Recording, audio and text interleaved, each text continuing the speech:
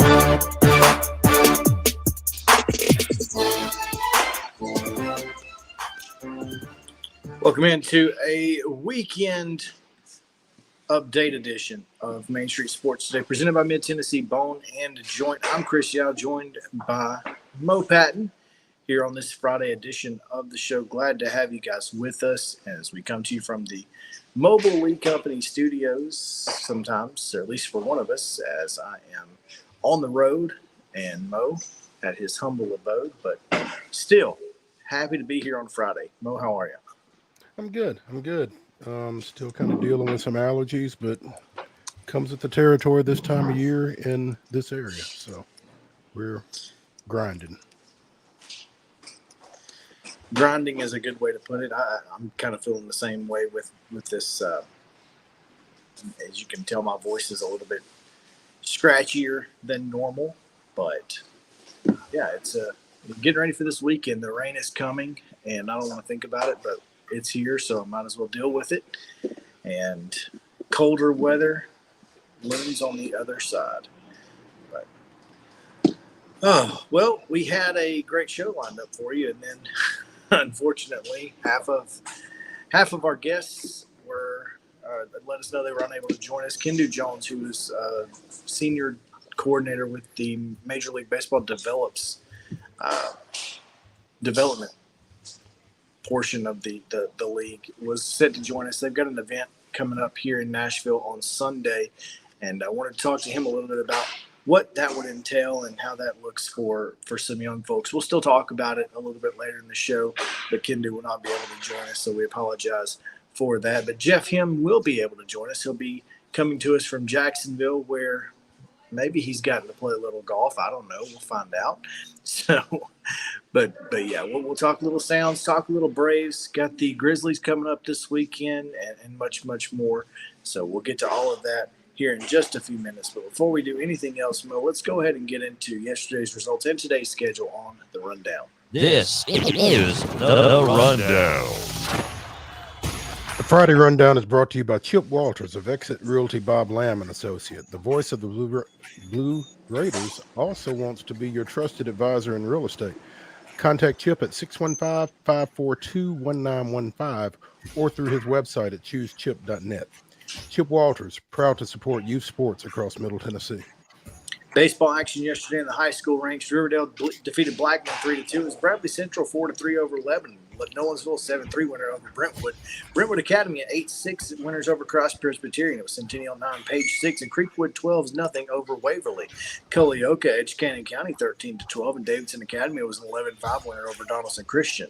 Eagle Wolf blanked Battleground Academy 14-0, and East Nashville was a 12-2 winner over MLK.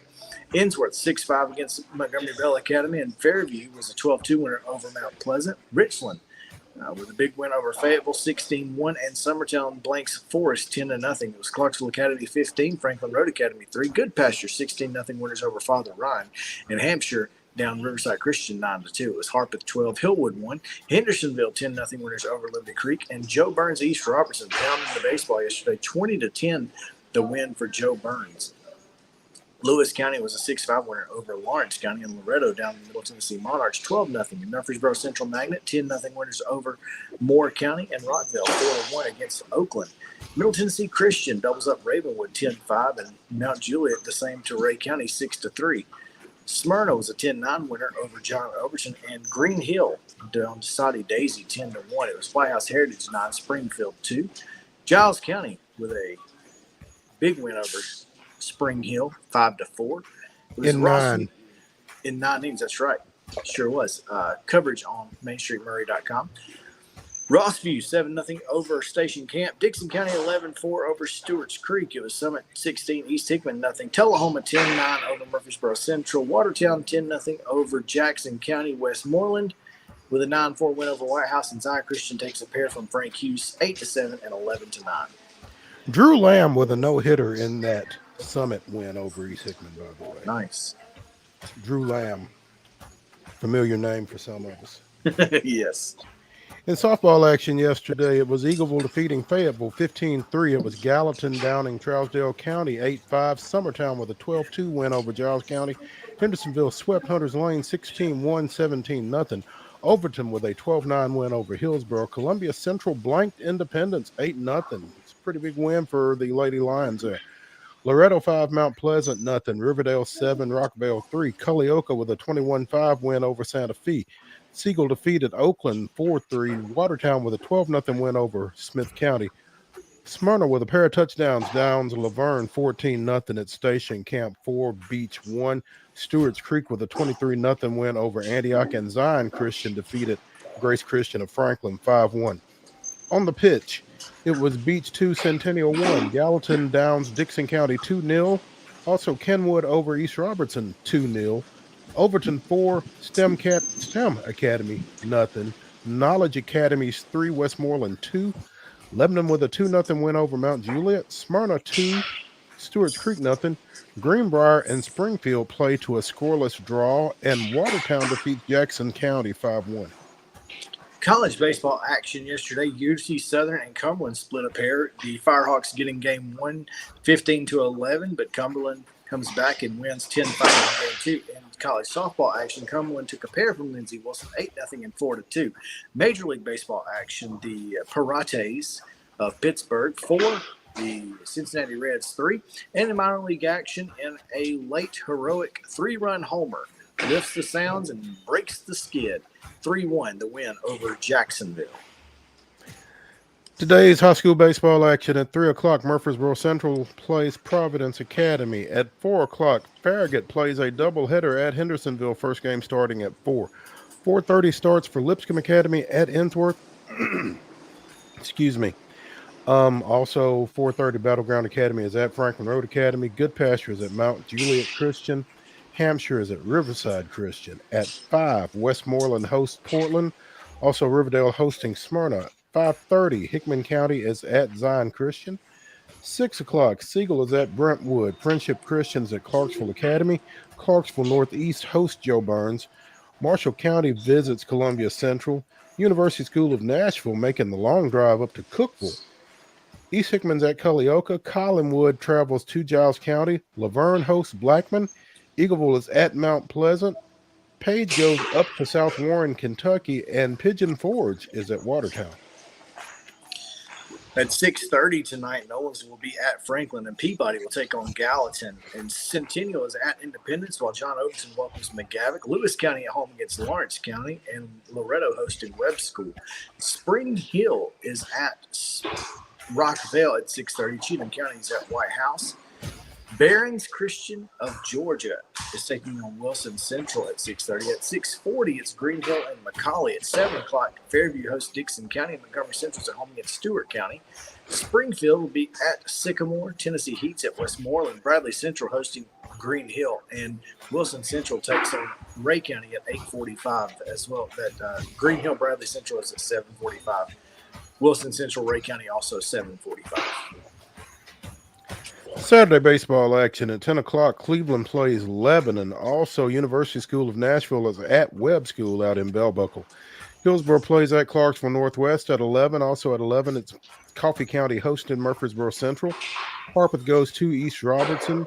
Beach is at Good Pasture. Providence Christian hosts Zion Christian. Ensworth goes to Summit. Gallatin is at Union City, and Greenbrier is at Westmoreland. 12 noon starts for Montgomery Bell Academy at Brentwood Academy. Independence at Centennial. Christ Presbyterian Academy hosting Creekwood, and Montgomery Central goes to Russellville, Kentucky. At 12:15, Portland plays Trousdale County. 12:30, Overton makes the short trip north to Father Ryan. At 12:45, Ray County plays Lebanon. Wilson Central plays Sequatchie County, and Mount Juliet plays Shelbyville. At 1:30, it's Christian County, Kentucky, and Clarksville. Also at 1:30, Clarksville Academy takes on Farragut. Pope Prep will Pope Prep and Farragut also set to play at 1:30. Not sure how that. Maybe Farragut is just at. Maybe that Clarksville Academy Farragut game is at Pope Prep. That may be the best option there. Friendship Christian is at Upperman at 2. At 2:30, it's Stewart's Creek and at Cascade. Fairview's at Dixon County. At 3 o'clock, Clarksville Academy takes on Pope Prep.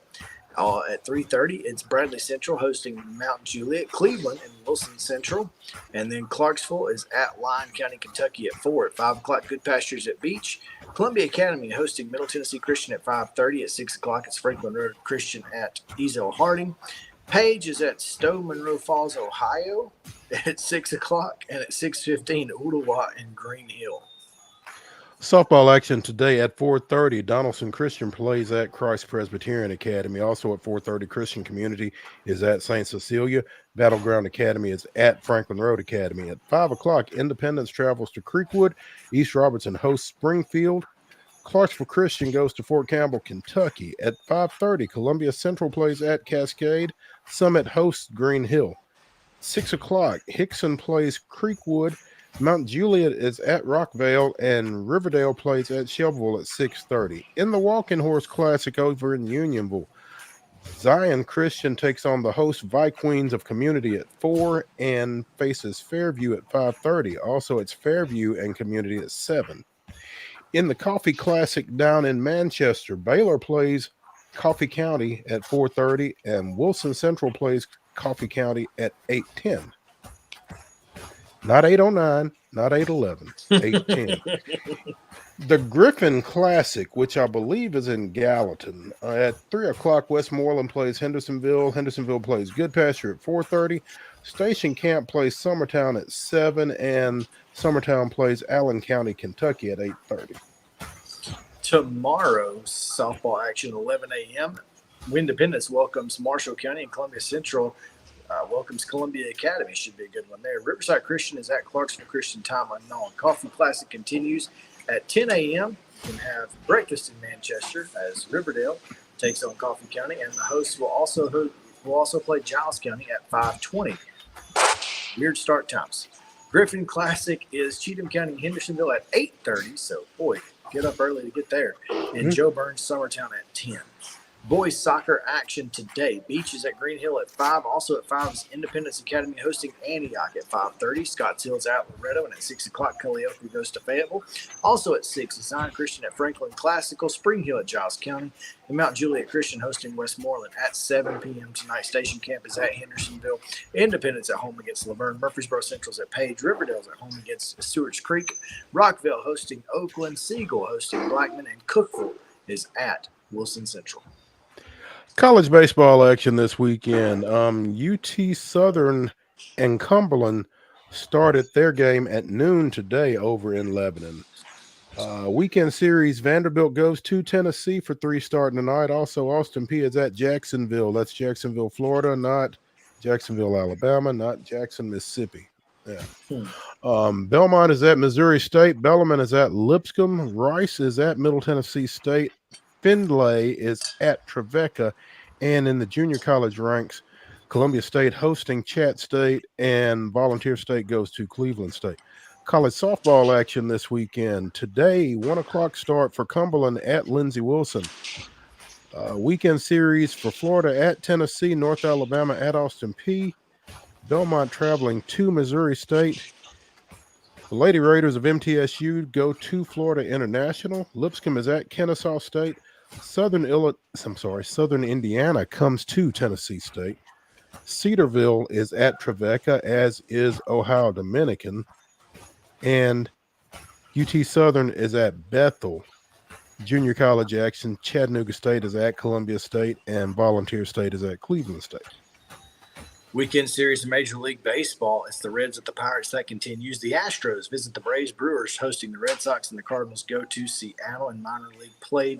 Nashville continues its series in Jacksonville against the Jumbo Shrimp. And tomorrow at 9 o'clock Central Time on ESPN, you can catch the Grizzlies at Los Angeles for Game 3 of that series. And that, friends, is your rundown.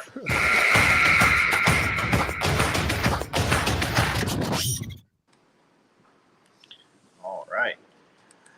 Top story today, Mo, coming out of the National Football League, as the league has suspended 5 players for violation of gambling rules. 3 of those players, according to this story from this release from the league, bet on NFL games. 2 others, Stanley Berryhill and Jamison Williams, are suspended for 6 games for mobile betting that occurred at Lions Allen Park facility, but were not on NFL games. So they weren't betting on NFL, but they were betting on an NFL at an NFL facility. Correct. Is that what you're telling me? Yes, and I'm not sure if that matters. Well, apparently it does. Well, I don't know if it matters in that that's the reason they broke the rules. I don't think they can bet from home. Is my point. I don't think they can bet at all. They can't bet at all? I don't believe so.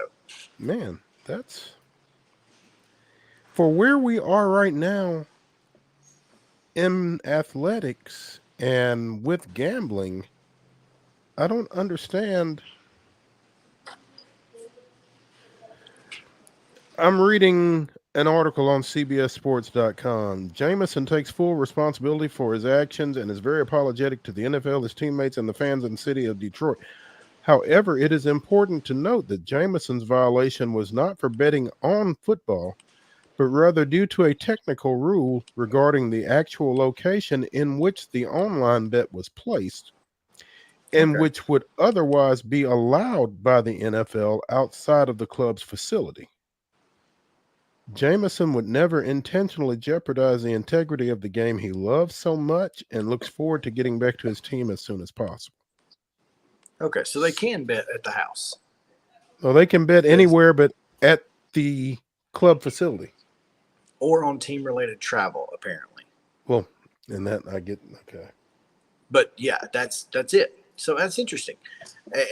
But still, I mean, I'm not sure this makes a whole lot of sense in the world that we live in. If you're not betting on the NFL, then if you're not betting on the sport in which you are participating, I don't know who cares? that you're any different than anybody else. Right. I mean, I guess we could be suspended if we bet. Maybe we're at the office and we use our mobile betting app. Are we getting suspended? No. I mean, that's just ridiculous.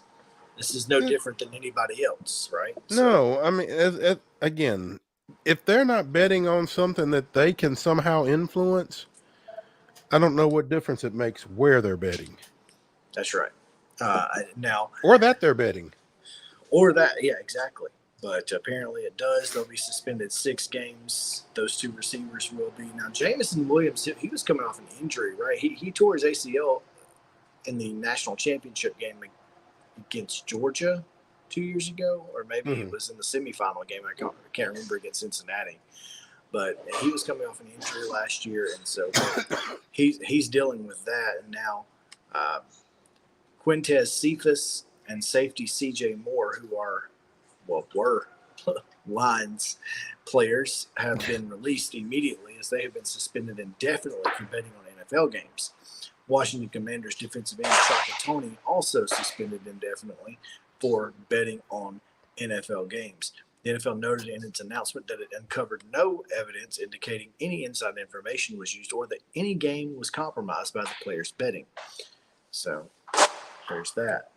Yeah. I'm not. Again, it's not. I don't think that's a good look for the NFL. I mean, as in bed as they are with DraftKings and everything else these days, it kind of feels a little hypocritical to me. I'm with you there. But I guess I get it, and you don't want folks betting on the NFL. I get that, but no. The other parts, you got to let that go. But the NFLPA did agree to it, so it is against the rules, and they knew it was against the rules. So yeah. I mean, you can't really fight it because you knew what the rules were. It's just that the rules are ridiculous, and that's not a defense. Right? That's just my expert opinion that the rules are ridiculous. I have a question about it. What if your family bets on you? Perfectly fine. Really? Is it? Who are they? I mean, they can't stop some like a private. Hey, it's the NFL. They can't stop the private citizen from doing something. But what are they going to do? Suspend the player for their mama betting or their uncle? You're opening up a big old can of worms there. So. Yeah, that's what I would do. Well, that's what most athletes do. They have a proxy. It's 100% what they do. How to get away with it on Main Street Sports Today. There you go. Well, speaking of getting away, let's get away for a break because Jeff Hem's standing by. He's in Jacksonville, and we're taking up his precious golf time, I'm sure. So we'll talk to him on the other side of a break. Back to the Lee Company studio on Main Street Sports Today, presented by Mid-Tennessee Bone and Joint after this.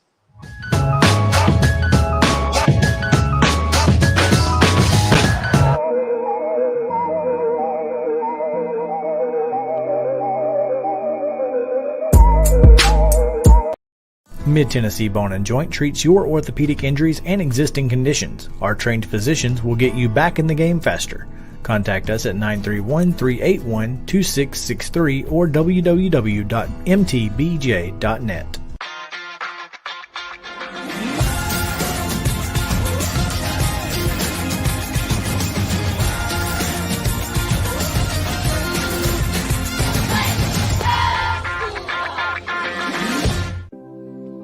Custom Stone Handlers supplies over 600 distributors and suppliers with quality stone products. Along with River Stone, we produce and distribute over 100 building, landscape, and other bulk products. Our goal is to provide quality products, service, and partnerships to ensure our customers' success. We firmly believe that the measure of any person or company is how they treat other people and customers. Give them a call at 931-490-4990 or visit CustomStonehandlers.com. With Lee Company technology, the best handymen are hands-off. Lee Company techs have been using visual findings and other smart technology tools for years to add transparency and virtually take customers along. You see what we see, whether we're in a crawl space or on a roof. With Lee Company, technology helps us help you, no matter what's happening in the world or at your house. You can't see the sights without the sounds. From the crack of the bat to the roar of the crowd and everything in between, discover what Hit City has to offer. Spend your nights cheering on the Nashville Sounds at First Horizon Park with giveaways, fireworks shows, theme weekends, and more. Single game tickets are on sale now. Visit NashvilleSounds.com to claim your seat today. Attention Tennessee homeowners, we want to buy your house. Hi, we are Real Property Solutions, a local real estate investing group. We pay cash for all types of property, so you walk away with more money in your pocket because we eliminate any fees, closing costs, and commissions. Now the best part, we can buy your house as is, meaning you don't have to do a thing to your property. You get to take what you want, leave what you don't, and don't even worry about cleaning. We close on your timeline, whether that's 7 days or 70 days. Interested in selling? Just give us a call and we'll come out to your property and quote you a cash offer within 24 hours. Please call 615-527-8750. That's 615-527-8750. Mid-Tennessee Bone and Joint has been the official sports medicine provider for Murray County Schools for more than 40 years. We specialize in orthopedic service, and our Ortho Quick Walk-In Clinic lets you bypass the ER. Visit us online at www.mtbj.net.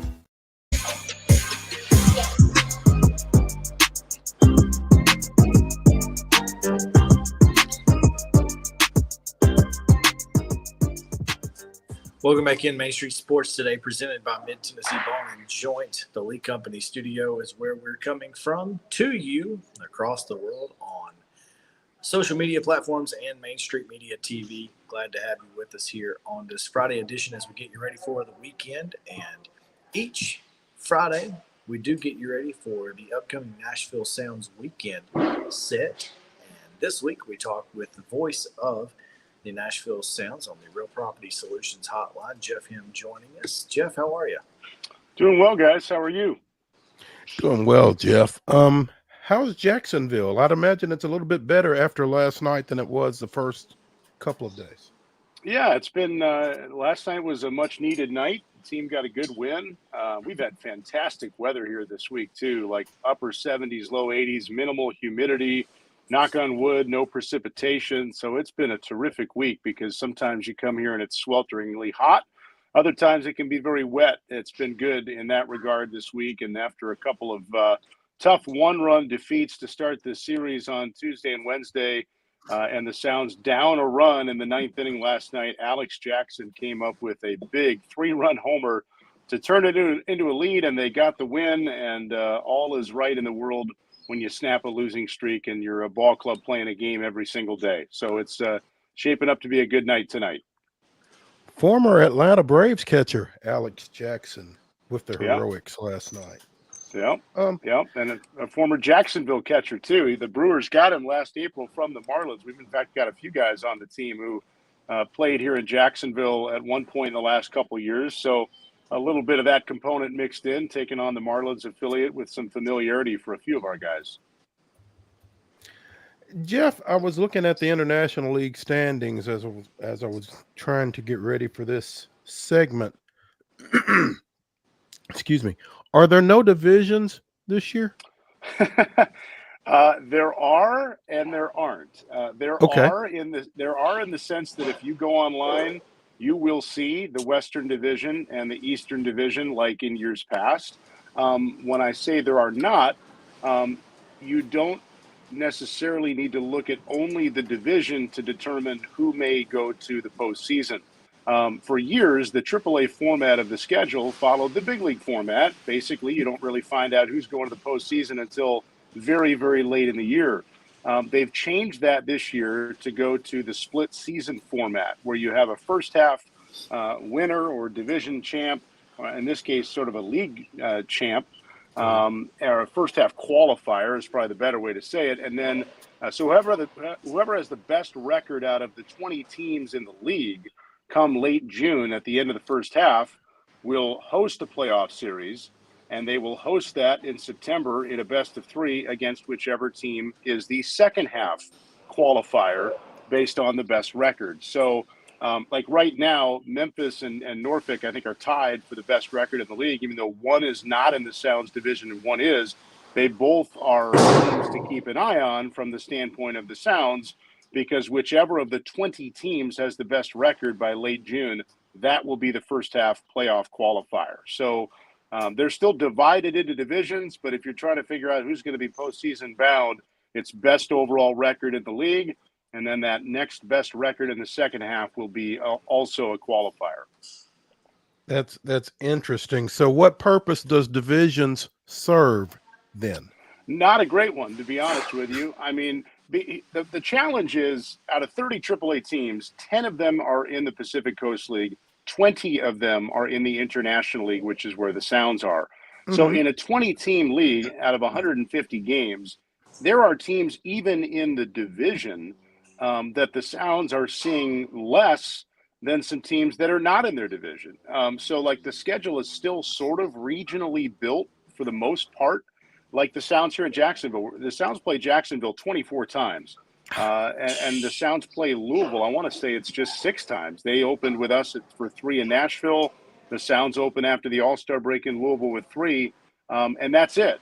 And yet Louisville is in the same division as the Sounds. So it's easy to kind of laugh at and make fun of, but for however long this is going to be a 20-team league, it's hard to have a lot of rhyme or reason to the schedule and divisions and, you know, playing mostly in your division, because you've just got so many teams. And if you're going to regionalize the schedule, you're just not going to play everybody. So it's a very unbalanced schedule. But I think Major League Baseball recognizes the value in multiple ways of having a postseason. And last year, you just went right to Vegas. And I think from the affiliate standpoint, you'd like to say, hey, our fans want to see us play a couple playoff games. If you're going to have playoffs, our fans would like to see us in those playoffs. So the way they did it this year is that first half qualifier will host the postseason series. That way, by late June into September, that first half qualifier can promote it. They know the dates. They can try to sell the tickets for it and get out in front of it. Versus in the old days, you'd win your division the final weekend, and it's like, all right, great. Now you have no time to kind of let your fan base know about it and promote it and really try to have a good crowd for those playoff games. So I get why they've gone to the first half, second half qualifier. I think that makes a lot of sense to have some home playoff games for somebody before the league champ would go to Las Vegas. So that part of it I get and I think is good. It's just such a challenge in a 20-team league to try to play everybody and to try to play within your division and not as much outside of the division, because sometimes you're geographically fairly close to one team that's out of your division and not quite as much to a team that is technically in your division. They're kind of in a no-win situation to try to have it make too much sense.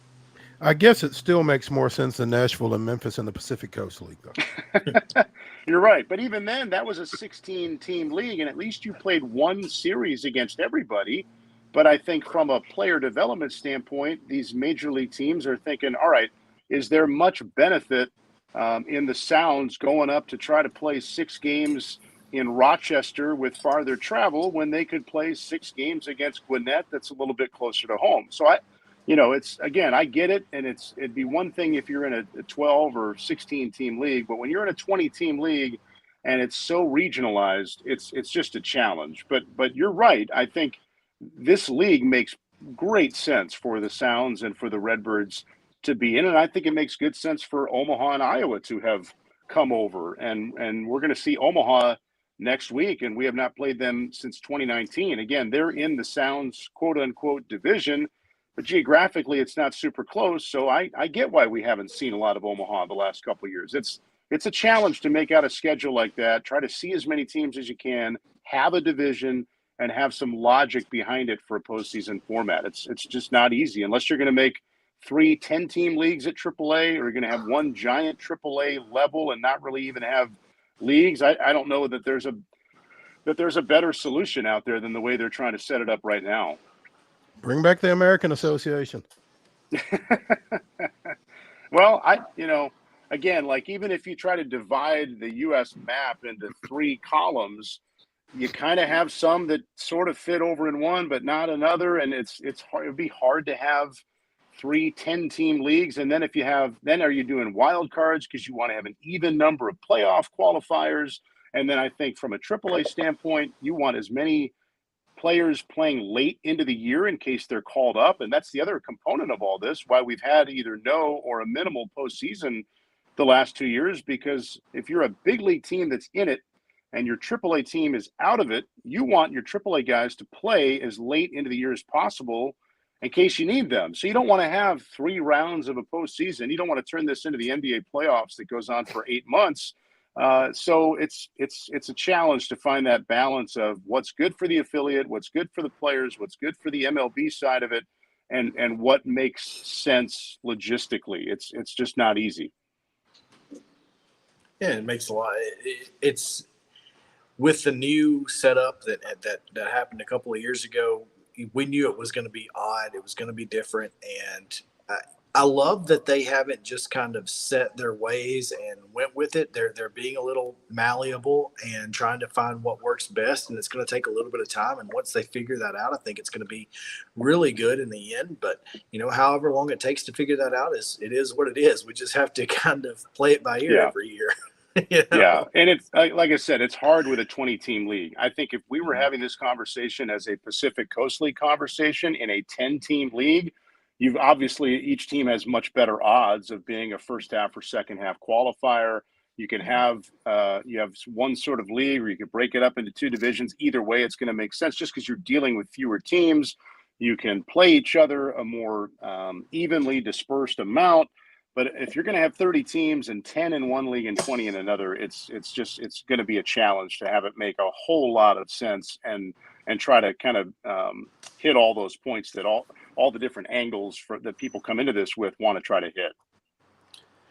Jeff Hem, the voice of the Nashville Sounds, joining us on the Real Property Solutions hotline here on Main Street Sports Today, presented by Mid-Tennessee Bone and Joint. Jeff, as you mentioned in passing there, Omaha comes in Tuesday for a 6-game series. First time we've seen the Omaha team.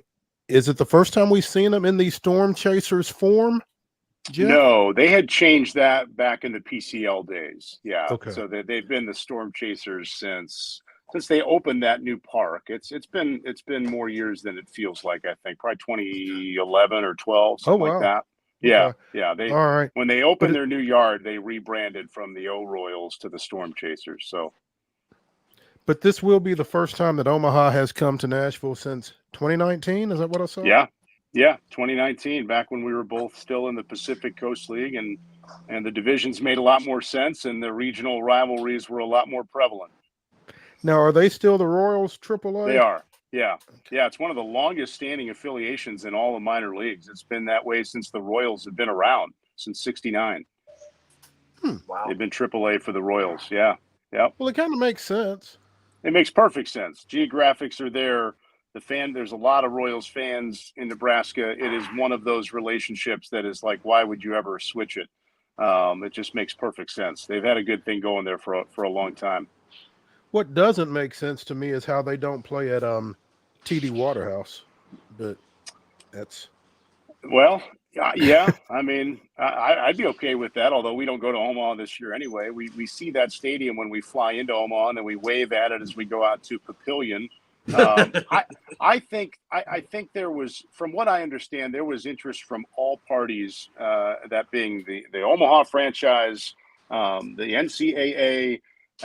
In having just separate facilities. Because when the College World Series takes place, Omaha, at least for most of that stretch, goes out on the road. Even though they're not sharing the facility, it's just a challenge to compete against that, because that just dominates that city so much.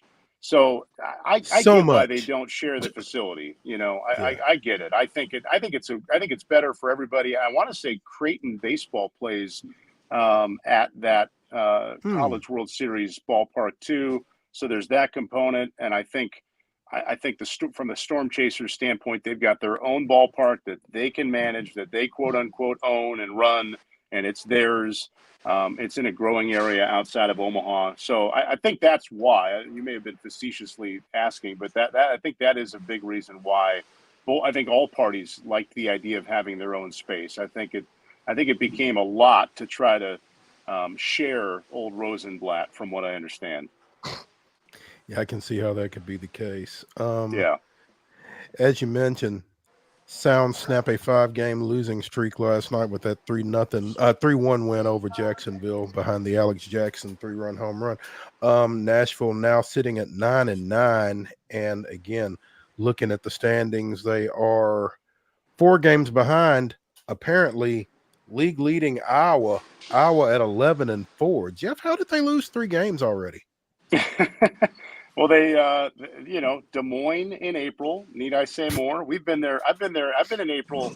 I've been in Des Moines in some Aprils before, where you get at least a snow out or a cold out or an ice out. So they had that last weekend, and then they've been in Buffalo this week, where at least their first game of that series got colded out. So the iCubs have had some challenges with their weather, and the Sounds, we'll see after next week. We go out to St. Paul, and we'll see how many of those 6 games in St. Paul, Minnesota, can get played as scheduled when the Sounds make that trip. Hopefully I'm wrong, and it's lovely in early May in St. Paul. So whoever makes the International League schedule also makes the Major League Baseball schedule that has Atlanta Open in D.C. every year. Yeah, I mean, look, that's a hard thing to win on all fronts from a schedule standpoint. At least that I know from the minor league level, at least for years, they tried to alternate. If you're on the road to start this year, you're going to be home next year, because you're never going to make everybody happy, and you've got enough parts of the country that deal with really cold weather in April, and people say, well, why would the Cubs, or why would the Twins, why would any of these teams ever play at home in April? It's like, well, because the other teams who might have good weather also want to spread out their home games, and so it's like, how do you keep it fair for everybody? And the best way to do that is to have everybody play about equal amount of home games and road games early in the year in their home venue. I mean, you can't have all the cold weather teams go for 3 weeks out on the road to start a year in a warm weather climate. So I get it. If you're St. Paul, or you're Iowa, or you're Omaha, you're going to have some challenges in April.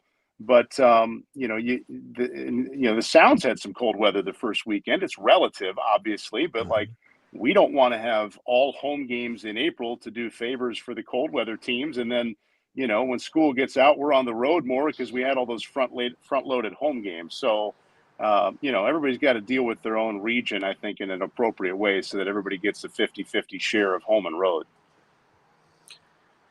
Jeff, talk a little bit about Eddie Alvarez before we get out of here. Has had a heck of a start to the season. OPS over 1, just hitting the ball really, really well right now, and has been a huge part of this club so far. He's been terrific. He was my pregame show guest yesterday. He would be a great conversation for you guys, by the way, in one of these coming weeks. You may know some of his background. I don't know how many viewers and listeners do. Eddie's an Olympian as a speed skater.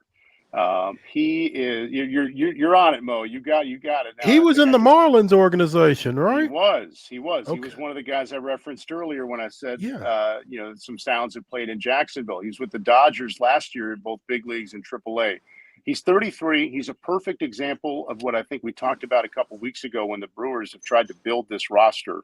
Some prospects, no doubt, but also some guys who they feel like in a pinch can hold their own at the big league level, who've been there, who are not going to be overwhelmed by their first big league stint. Eddie's had chunks of big league time in his career. He's fantastic to watch. He's excellent with his range on the infield. We've been thin in the outfield the last few days, so he's been playing right field the last couple games and does well out there. But yeah, he is a former Olympic speed skater. He is the only other individual in history who has played Major League Baseball and won an Olympic medal in a sport other than baseball, is Jim Thorpe. Eddie Alvarez and Jim Thorpe are the two. That's pretty cool, in my opinion. So, yeah, he was a speed skater for a long time, a silver medalist. Go ahead. I wonder how many people have won medals in 2 different sports in the Olympics. He is the 6th athlete and 3rd American ever to medal in both the Summer and Winter Olympics in different disciplines. How cool is that? Yeah, he's great. Like super outgoing guy. He understands that people are going to have questions about that background. It's a pretty unique background. And he told me yesterday, he's like, look, I started from nothing in speed skating and got to the top of that world, which is the Olympics. And he's like, over the years, then I've kind of done the same thing in baseball. Now I'm just trying to stick at the big leagues. I've been there and now I'm just trying to stay. Pretty impressive story. And like his athleticism is just so obvious with the way his quickness and his lateral movement, his agility, his speed. I mean, he's a very versatile ball player. And the speed skating background is a pretty cool thing to talk about too. So yeah, he'll be a good one for you guys some week down the road when we're at home. Like next week. Yeah, there you go. There you go. Absolutely. And we're looking forward to being there on site at First Horizon Park on Monday. We will be doing our show live from the park. So excited about that and excited about the series coming up. Now, the big question is, is Peyton Manning throwing out the first pitch? Omaha. Is he going to be throwing out the first pitch? No. I'm sure that's high on Peyton's list right now. I bet he's got nothing else going on. We'll ask Doug Scopel on Monday when he joins us if he's been able to get in touch with Peyton. Keep us posted on that. Let me know. Will do. Jeff, as always, it's a pleasure. We look forward to talking with you soon and seeing you at the ballpark next week. Sounds great, guys. Thanks so much. Thanks, Jeff. That's Jeff Him on the Real Property Solutions hotline here on Main Street Sports today. Make sure to give Real Property Solutions your call. If you're trying to sell your home, they can buy it as is. Take what you want, leave what you don't. Don't even have to clean it. That's the best part of this whole deal. And they can close on your timeline, whether it's 7 days or 70. We'll take a break. When we come back, we'll continue a little baseball chatter as we talk Braves on the other side of the break here on Main Street Sports today, presented by Mid-Tennessee Bone and Joint. Stick around.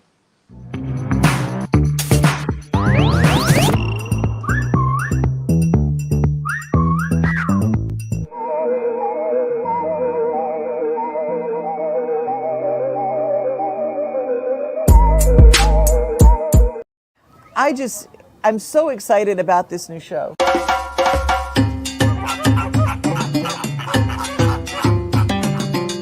Dino Trek is back again this year. It's bigger than we've ever had it before. When they're about 5 months old, we'll start to see them sticking their head out of the pouch, or you might see a foot come out or a tail. It's like an Airbnb for Joey's.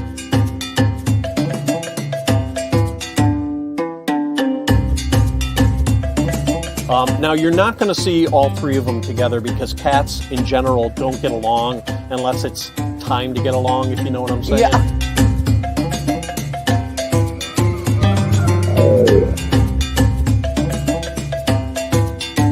Lions and tigers and bears. Oh, my. Well, we're 2/3 of the way there.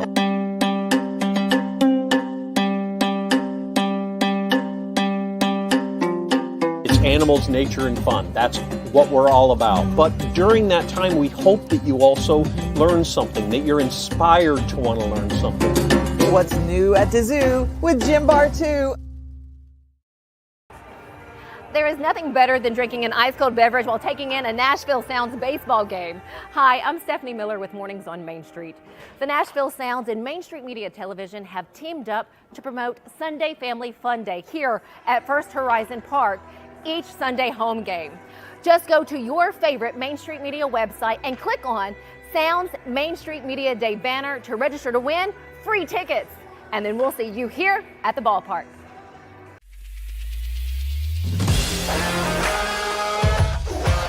Hockey in Music City just hits different. It's one big honky-tonk party. It's the sea of gold in the crowd, the goals, the saves, the celebrations. It's an experience like no other. Experience Predators hockey all season long. Visit NashvillePredators.com/season tickets and join the Loyal Legion today. That's NashvillePredators.com/tickets, and we'll see you at Bridgestone Arena. You've been putting back a few, and a few becomes a few too many. For a moment, you think about calling for a ride. Nah, you live nearby. What's the worst that can happen? You get pulled over, your insurance goes up, you lose your license, you total your car, you kill someone. Walmart Supply Chain is hiring in Lebanon. Earn up to $22.25 an hour when you join our new fulfillment center. Enjoy competitive pay and premium perks, including 100% paid college tuition, 401k match, flexible schedules, a free Walmart Plus membership that includes discounts, and free Paramount Plus, paid time off, and so much more. Fulfilling work starts right here. Text JOIN to 240-240. That's JOIN 240-240 to apply now.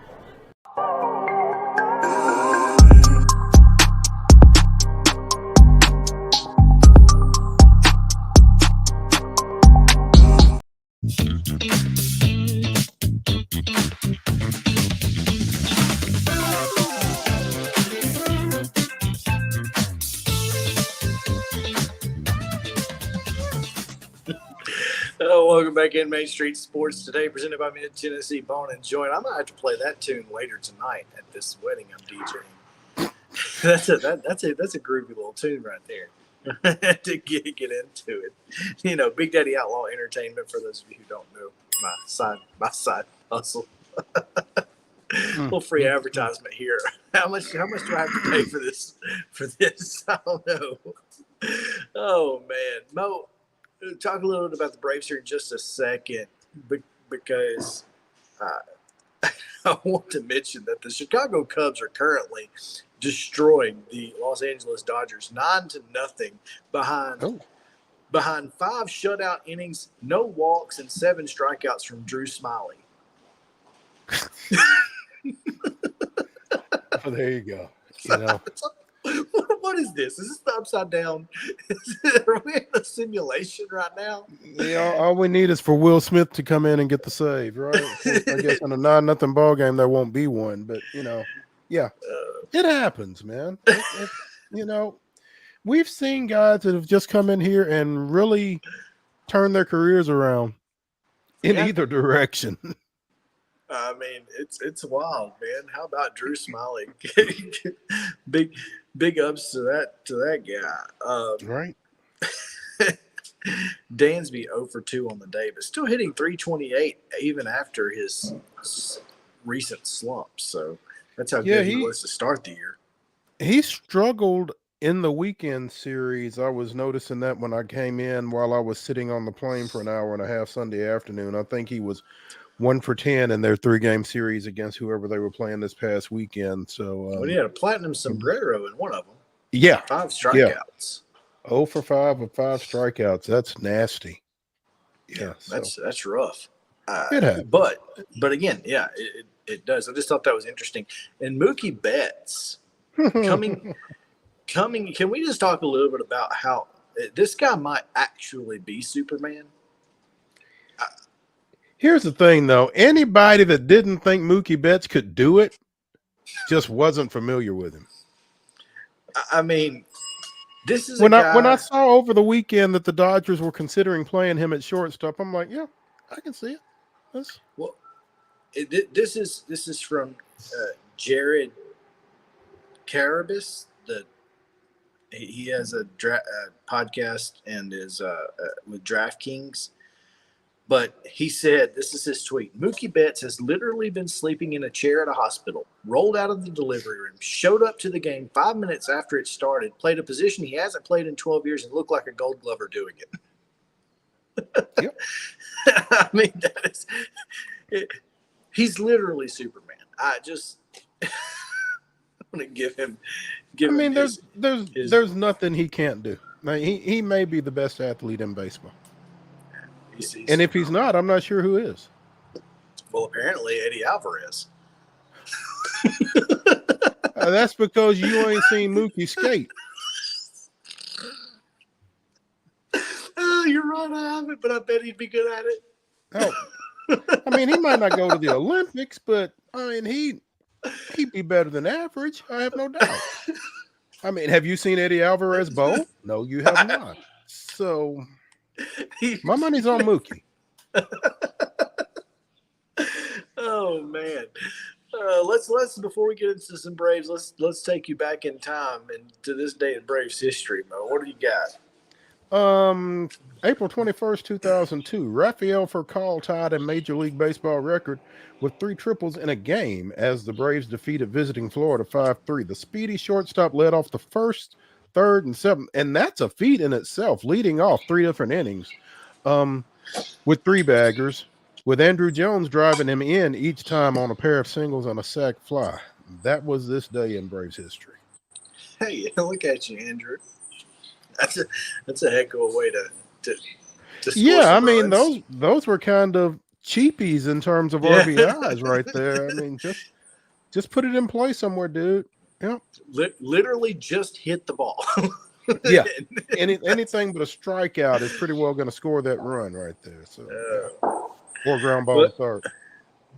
Atlanta is welcoming the reigning World Series champs. So this is a matchup of the last 2 World Series champions in Atlanta. But if you want to watch this tonight, you'll need Apple TV.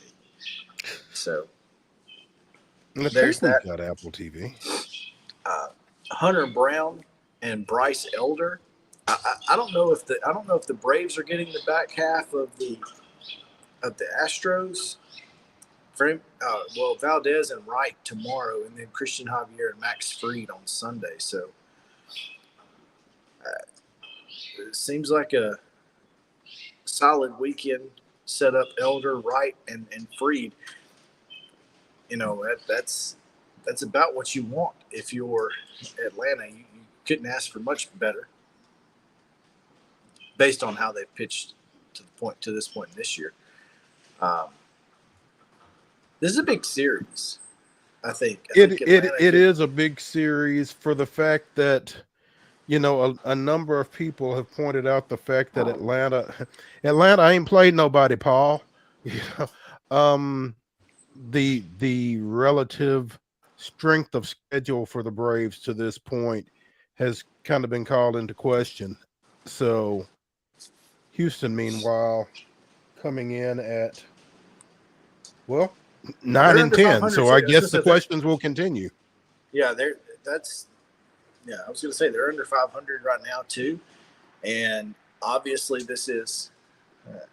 I kind of half expect Wade to pop in at some point and start. I was kind of thinking we might should have had Wade on today, but start talking trash.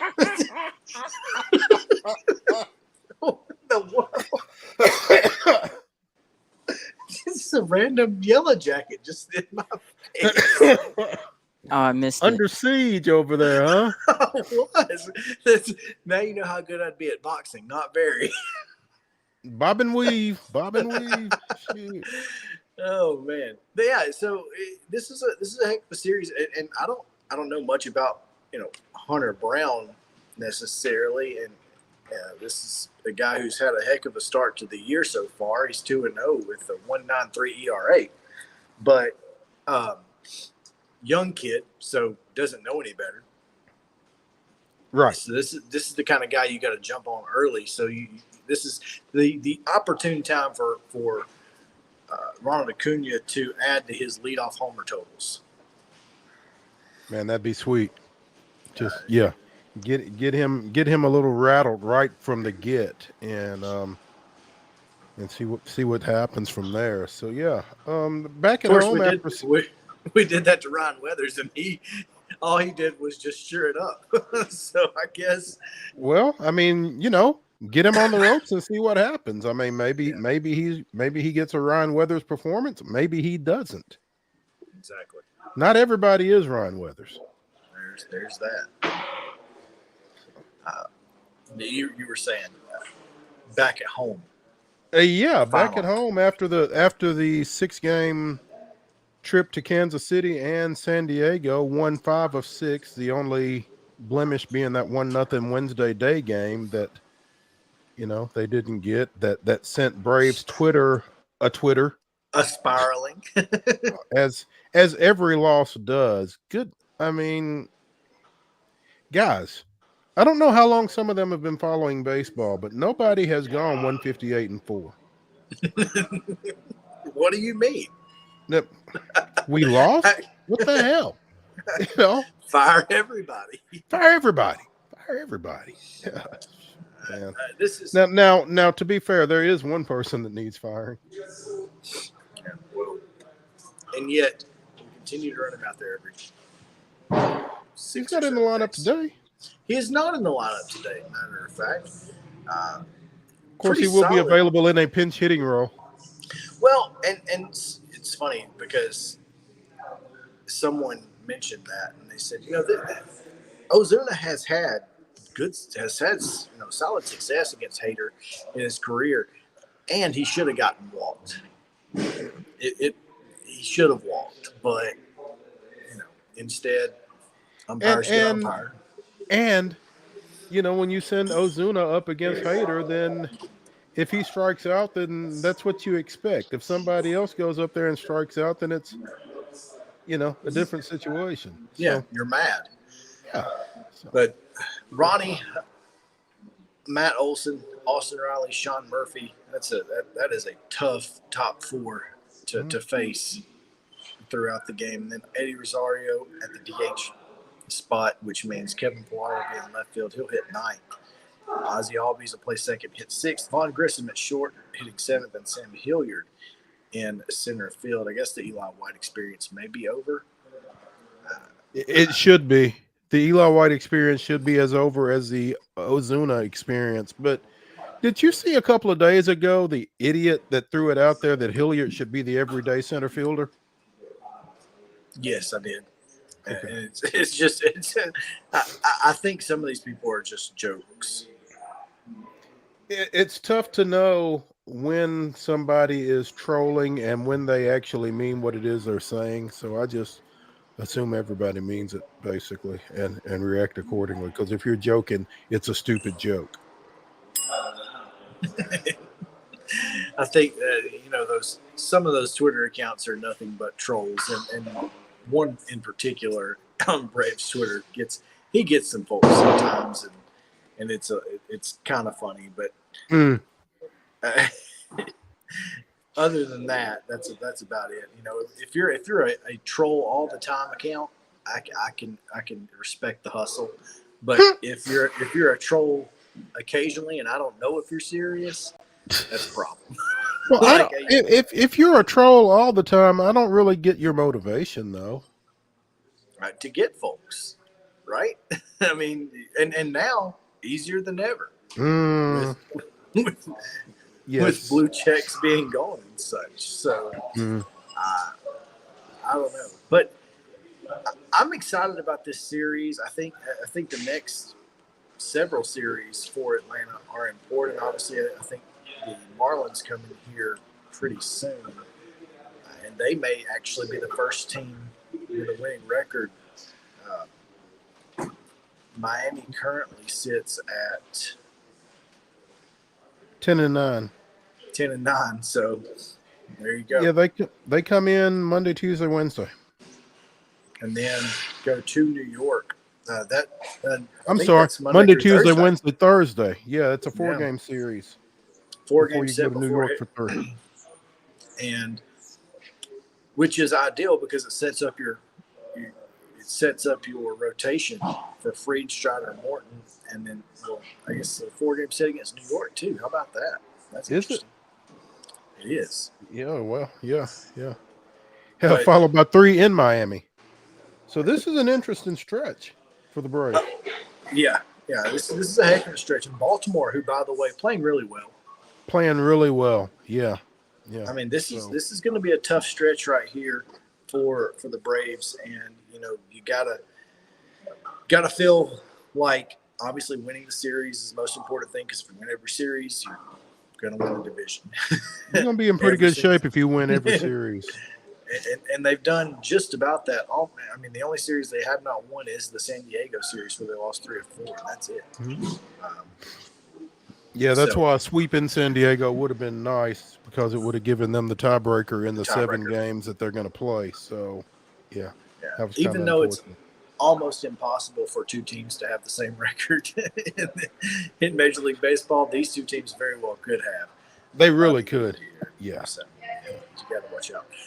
All right, let's see here. Again, Apple TV tonight, 6:20. Tomorrow, Valley Sports South on 6:20, and Sunday afternoon on Valley at noon 30.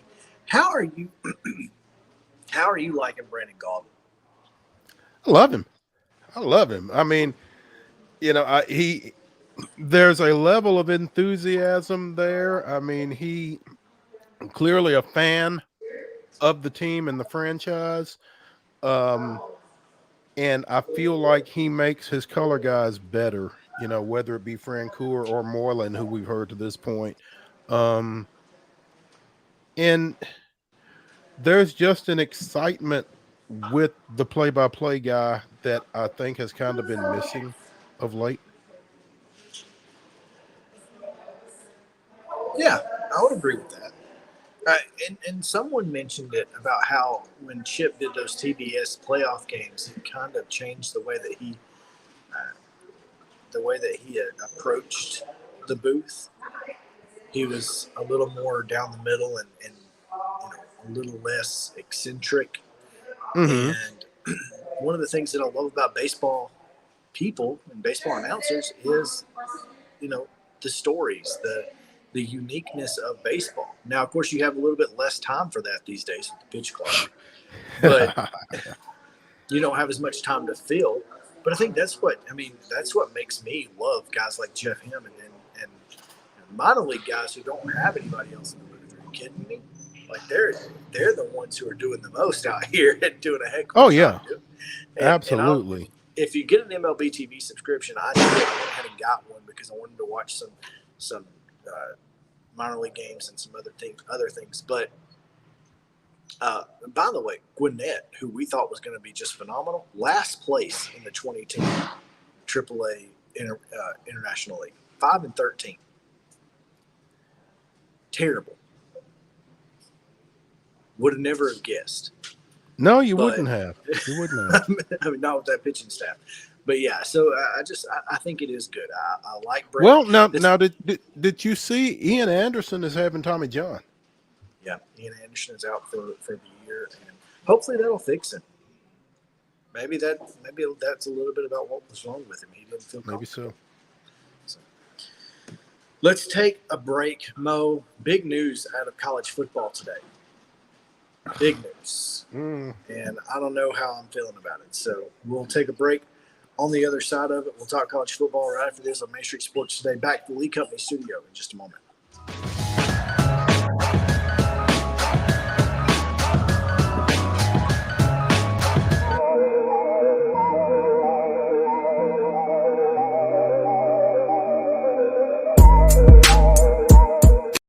Mid-Tennessee Bone and Joint treats your orthopedic injuries and existing conditions. Our trained physicians will get you back in the game faster. Contact us at 931-381-2663 or www.mtbj.net. With Lee Company technology, the best handymen are hands-off. Lee Company techs have been using visual findings and other smart technology tools for years to add transparency and virtually take customers along. You see what we see, whether we're in a crawl space or on a roof. With Lee Company, technology helps us help you, no matter what's happening in the world or at your house. Jones & Lang Sporting Goods here in Columbia has been outfitting teams, officials, and anybody else from T-ball to college for 50-plus years. Be sure and check them out at 931-388-8060 or online at jonesandlang.com. Jones & Lang Sporting Goods, the look of a winner. Zion Christian Academy, zioneagles.org or 931-388-5731. You can schedule your appointment. Go tour their campus. It is beautiful over there, and you're definitely going to want to see it. Again, it's zioneagles.org. Give them a call, 931-388-5731, and schedule your tour today. A game without a crowd is just a scrimmage.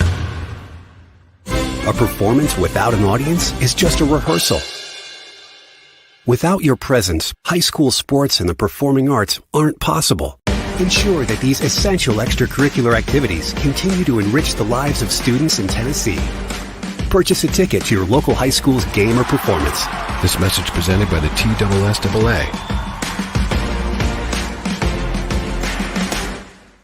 You can't see the sights without the sounds. From the crack of the bat to the roar of the crowd and everything in between, discover what Hit City has to offer. Spend your nights cheering on the Nashville Sounds at First Horizon Park with giveaways, fireworks shows, theme weekends, and more. Single game tickets are on sale now. Visit NashvilleSounds.com to claim your seat today. Attention Tennessee homeowners, we want to buy your house. Hi, we are Real Property Solutions, a local real estate investing group. We pay cash for all types of property, so you walk away with more money in your pocket because we eliminate any fees, closing costs, and commissions. Now the best part, we can buy your house as is, meaning you don't have to do a thing to your property. You get to take what you want, leave what you don't, and don't even worry about cleaning. We close on your timeline, whether that's 7 days or 70 days. Interested in selling? Just give us a call and we'll come out to your property and quote you a cash offer within 24 hours. Please call 615-527-8750. That's 615-527-8750. Mid-Tennessee Bone and Joint has been the official sports medicine provider for Maury County Schools for more than 40 years. We specialize in orthopedic service, and our Ortho Quick Walk-In Clinic lets you bypass the ER. Visit us online at www.mtbj.net.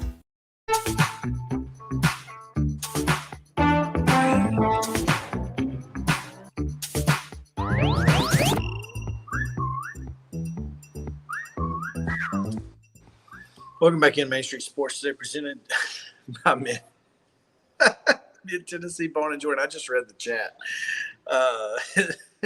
Justin starts singing Purple Rain, I'm out. Same here. Yeah.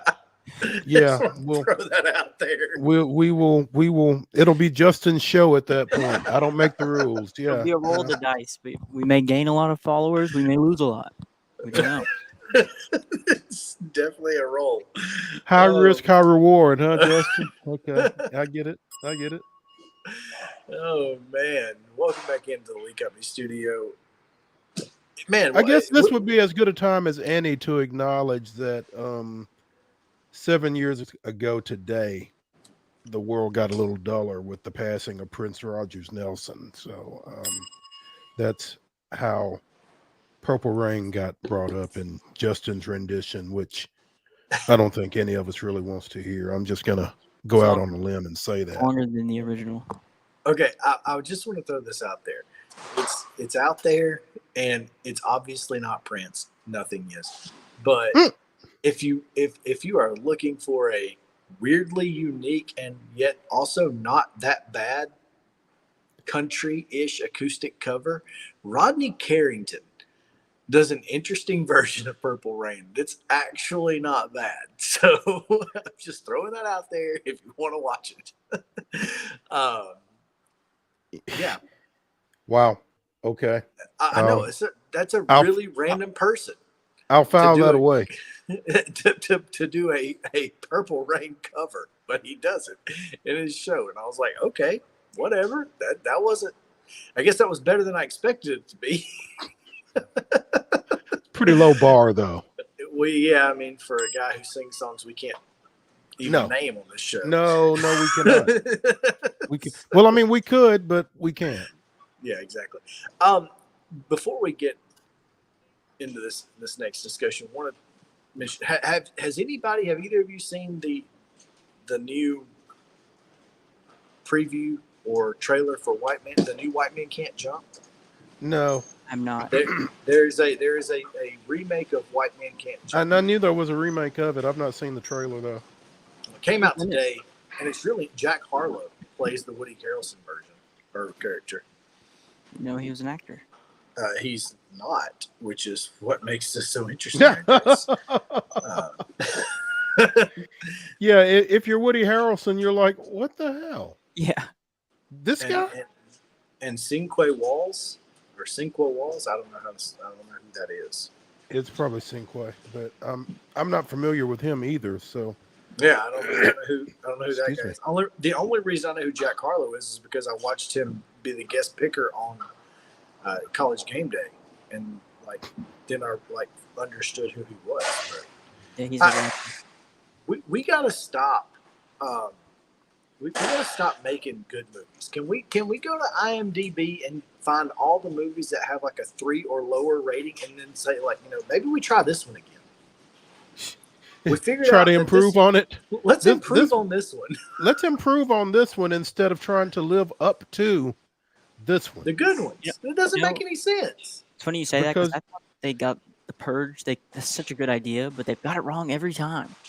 You know what I mean? It's like I don't know what to do with it, but it's like such a good idea.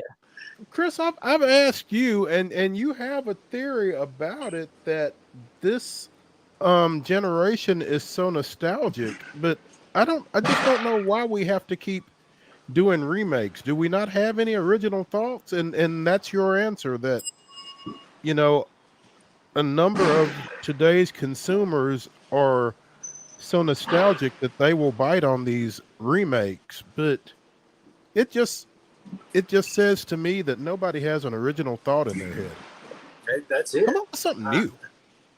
I mean, even some of the most popular things over the last 10 years were either they were spinoffs of fan fiction or that of somebody. Which, I mean, everything is, you draw inspiration from everything. I understand that, artists. Look at network TV and the number of different franchises that you're building on. The new Hawaii 5-0. I mean, CBS is the word. They've got 12 NCISs. CS. Well, it worked so well for CSI that they just kept doing it with NCIS, and Los Angeles is easily the best one. To me, it's not a question. I'm all in on. The guy who played Robin, what's his name? Christopher. Anyway, he played Robin in Batman and Robin with George Clooney. But he and LL Cool J are. I'm all in on LL awesome. Cool J. I mean, it's a fantastic show. Those two together are just phenomenal. Yeah. Now, other than that, though, yeah, you're right. I mean, Hawaii 5-0 and MacGyver, and they are the absolute worst. I'm just waiting on a MASH remake.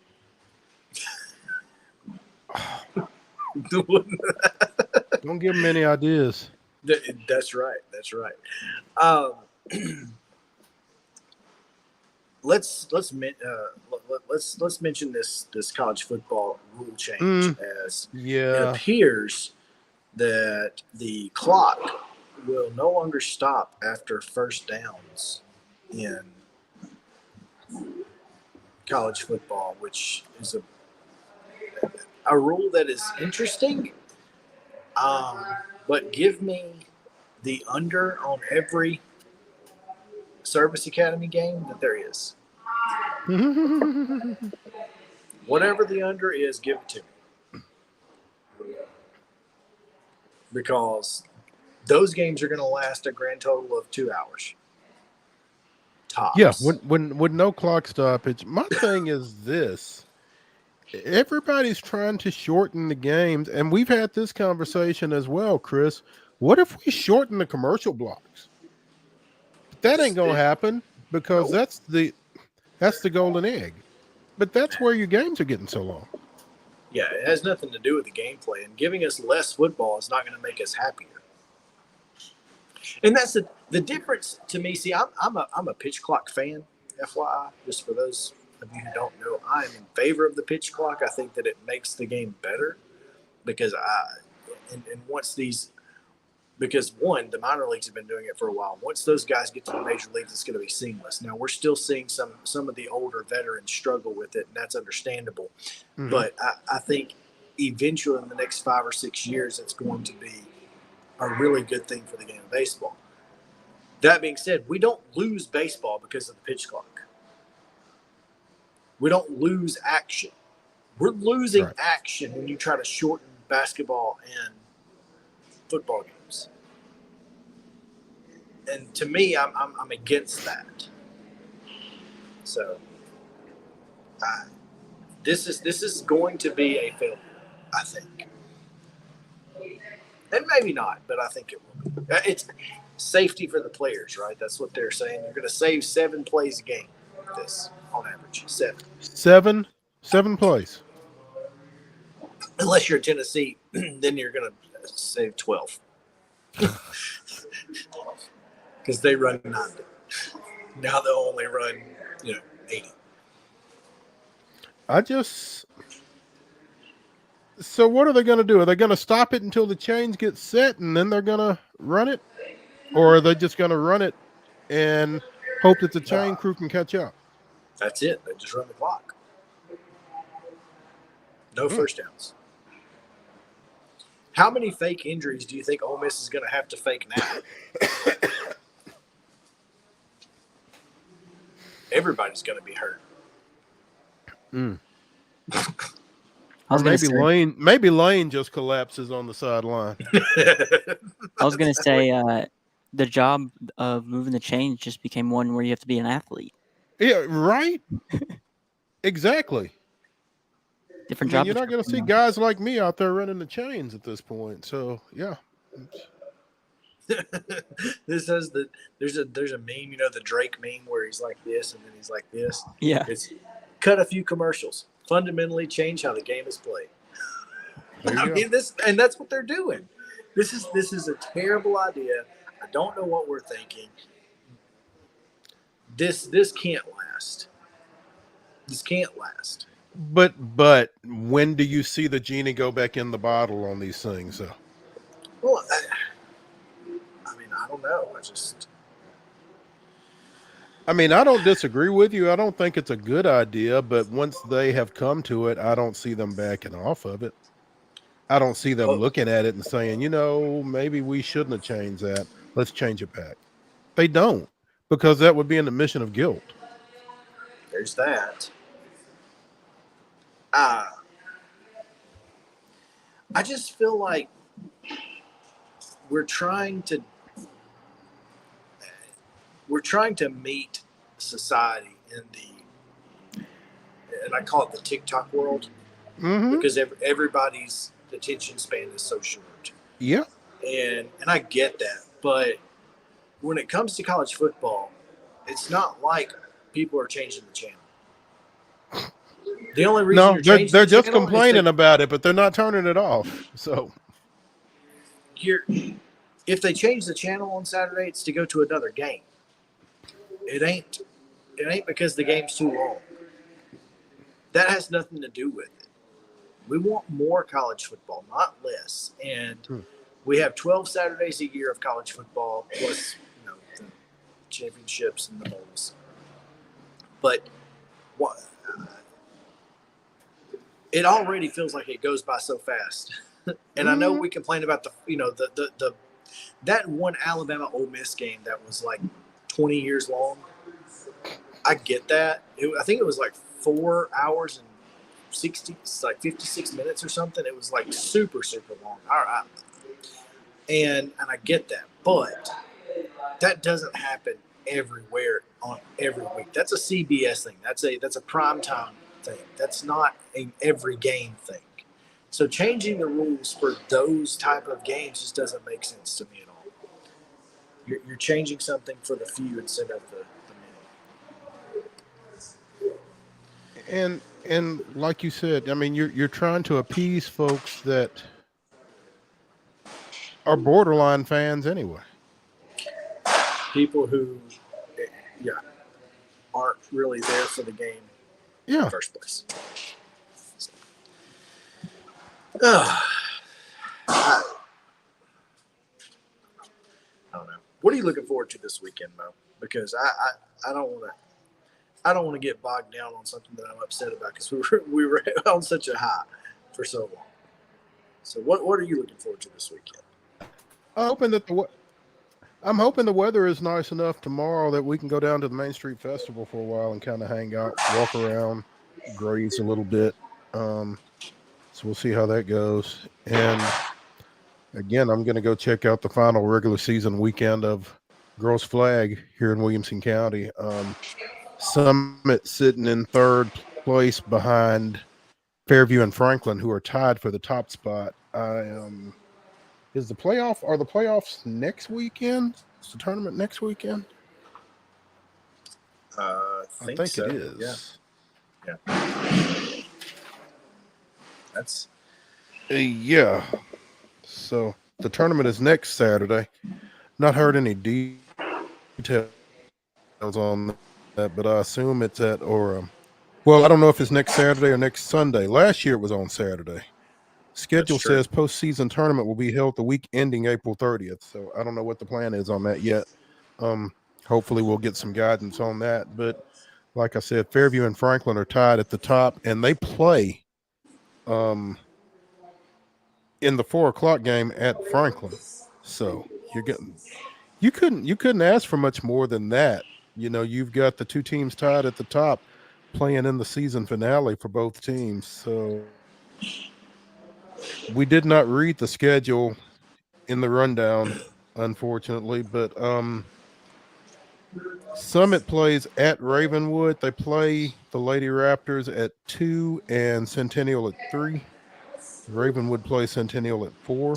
Over at Franklin, you've got Franklin and Nolensville at 2, Nolensville and Fairview at 3, and Franklin and Fairview at 4. And at Brentwood, you've got Brentwood and Page at 2, Page and Independence at 3, and Brentwood and Indy at 4. So, and then tournament next weekend at some point to be determined. But yeah.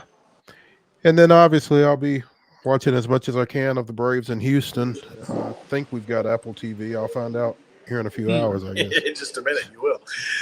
Yeah. Well, we did not get a chance to talk to KINDU Jones, but do want to mention that Sunday in Nashville at Rose Park Now, is that definite? It is definitely Sunday. It is definitely at Rose Park? Yes, it's definitely Sunday at Rose Park. The MLB identification tour is going to be taking place for grades 8 and 9.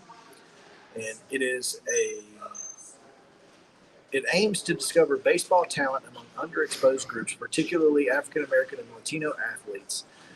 The goal of the MLB ID Tour is to give talented athletes, whether they regularly play baseball or not, the opportunity to attend future baseball development programs hosted by MLB and USA Baseball, such as the Breakthrough Series, Dream Series, or Hank Aaron Invitational, many of which will be held later in the year and in 2024 at the Jackie Robinson Training Complex in Vero Beach, Florida.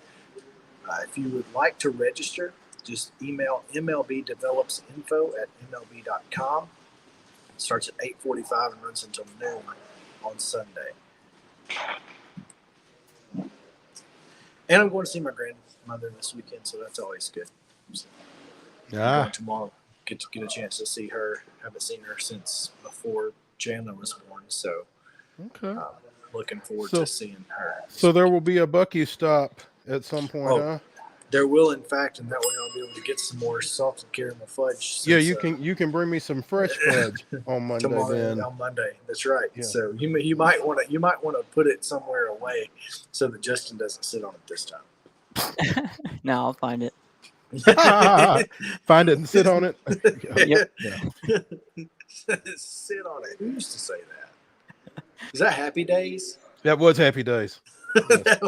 Sit on it. Sit on it. Oh man, that's a TV dad we didn't mention, but he was one of him and only one other person were in every episode of Happy Days or something. He and Fonzie. Mm-hmm. They were the only two people to be in all every single episode of Happy Days. It's kind of crazy. So, yeah, but great week. A lot of fun. Grizzlies this weekend. You think how do you feel like the Grizzlies are going to do on Saturday? I don't know. I think the Grizzlies are Forrest Gump's box of chocolates right now. Never know what you're going to get. No, I got no idea. They could go out there and get swept. They could go out there and sweep. But I'll tell you this, it'll be worth watching just to see how LeBron responds to Dylan Brooks's bear poking from earlier this week. There's that. Yeah. Lakers are 4.5-point favorite, and over under 220.5. 220.5. I'm going to go under. I am I'm too. I'm going to take the Grizzlies. If the Grizzlies win, it'll definitely be under. Yeah. I think you're right. I think if the Lakers win, it's the over. If the Grizzlies win, it's the under. So yeah. Hoping for a Grizzlies win. Geodis Park will be the site, as I forgot to put this in the rundown too, Mo. LAFC will be in town at Geodis on Saturday night at 7:30 for a first touch there. So go check it out. Thank you guys for hanging out with us. We'll be back Monday live from First Horizon Park, downtown Nashville. Should be a lot of fun. Hope to see you guys at 2 o'clock right here in the Lee Company studio on Main Street Sports Day, presented by the Tennessee Bone and Joint. Come back soon. Mo? Ladies and gentlemen, the weekend.